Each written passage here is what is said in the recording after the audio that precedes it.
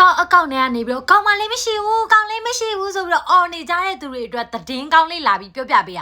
ဘာမှအားငယ်စရာမလိုဘူးအခုကောက်တငယ်ချင်းတွေဆိုလို့ရှိရင်20အသက်မှ23ပဲရှိသေးတယ်ဘာမှစိတ်မှုနဲ့ကောက်တော့ငငယ်တုန်းကအားပေးလာတဲ့ကိုစေရာကြီးဆိုလို့ရှိရင်ဟိုတလောကမှ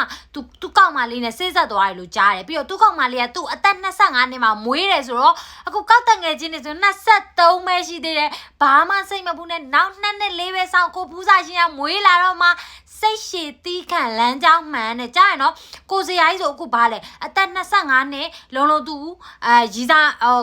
မိမမြူပဲနဲ့စောင့်လာတယ်အခုနောက်ထပ်ဒီကောင်မလေးအသက်နောက်ထပ်16နှစ်ထပ်ပြီးတော့သူထပ်စောင့်လာရတယ်ကွာပြောမယ်ဆိုရင်ပေါင်းလိုက်မယ်ဆိုရင်40ကျော်လောက်သူစောင့်လာဟုတ်တယ်မလားအဲ့တော့အခုဘာလဲသူကောင်မလေးဆိုဖြူဖြူချောချောငငယ်ဥလေးရတာမဟုတ်ဘူးလားအဲ့တော့တကယ်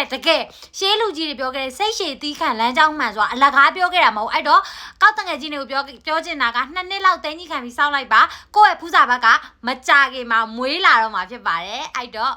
စောင့်လိုက်ကြပါယူစားမရှိဘူးဆိုပြီးတော့အားမငယ်နဲ့เนาะအဲ့ဒါလာပြပြတာတတာ